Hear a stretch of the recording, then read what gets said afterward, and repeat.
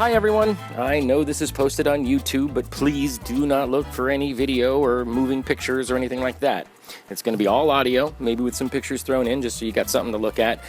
And the reason it's all audio is because that's the easiest medium for me to record and edit in, and the reason it's on YouTube because that's the easiest way for me to get this out to you. So, here we are, July 29th, 2015, the eve of my 43rd birthday. And as I reflect back upon my life, especially the last year and 3 months since I came out as transgender, and started my podcast about my transition, I've come to realize that I've always been on this type of journey my entire life. It's been a journey to find happiness, contentment, love, acceptance, and specifically balance. Balance in life and balance within my inner self. And I personally believe that we're all on this sort of journey to find the balance within our lives. But for trans people, or really any LGBT person, or really anybody that just doesn't conform to society's standards, by any means, I believe this journey for those types of people, like myself, is a little bit harder because we're already different than what's expected. So that just gives us an extra challenge. So living these past 15 months as a trans woman and has been absolutely amazing.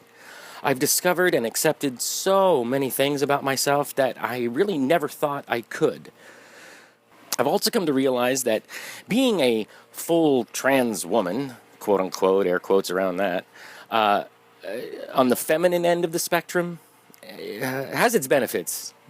And I fully enjoyed it and embraced my female side, but at the same time, I've missed or I don't want to say missed, but lost certain aspects of my male side, my male self that are part of me and who I am, and part of me that I actually do like, and missed in this past 15 months.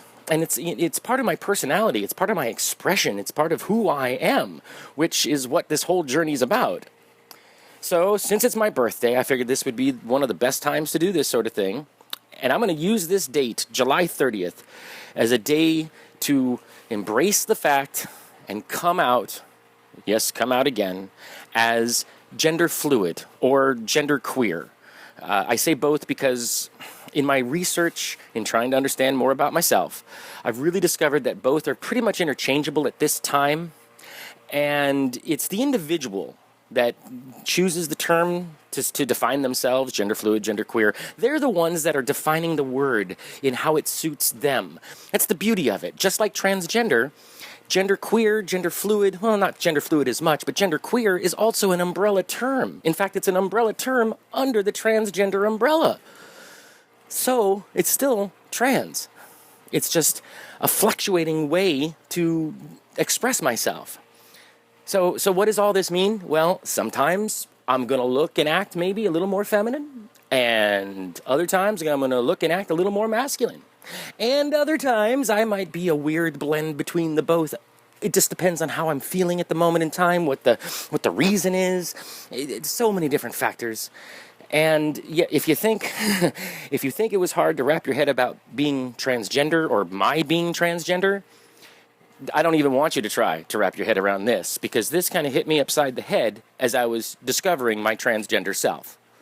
So, in the next 6 weeks, I'm going to be going through all my social media profiles, making some adjustments, changing certain things. Plus, I'm going to be publishing an entire episode of my podcast, episode number 52, and it's due out around September 18th. Check it out, Changes in Latitudes, a Transgender Experience. Search it out on iTunes, search it out on the Stitcher smartphone app, and keep an eye out for episode 52, and I'll explain everything that I can possibly explain at that time. And lastly, since I was blessed and born with a gender-neutral name, a name that I've always liked, a name that I've always identified with. I don't like any deviant or variation of my original name. I like my original name, and I've missed it this past year or so. So, I'm going to go back to using it. Therefore, everybody that knows me as Sabrina, please continue to call me Sabrina if that's the easiest thing for you. People that know me as Charlie, and you want to call me that, please, by all means, call me Charlie. Make it easy for yourself. I know who I am. I'm still on that path, but I know who I am. Call me whatever you like. Just don't call me late for dinner. Now, as far as pronouns, don't kill yourself. Don't stress yourself out about what's going to happen. Oh, this, that, and the other thing. Use whatever's comfortable for you, depending upon how you see me at that moment in time. If I'm a little more feminine, maybe use her. If I'm a little more masculine, use he. I don't really care. You can even use that neutral pronoun they. That's fine by me. Or just use my name, whichever name you choose to call me. So it's really not that huge of a coming out or that huge of a change. It's more of finding more balance within my life.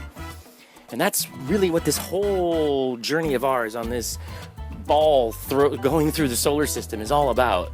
So keep an eye out, September 18th, episode 52 on my podcast, where I'm going to explain all of this, and I'll catch you there. Oh, and feel free to ask me anything. I love you guys. Thanks.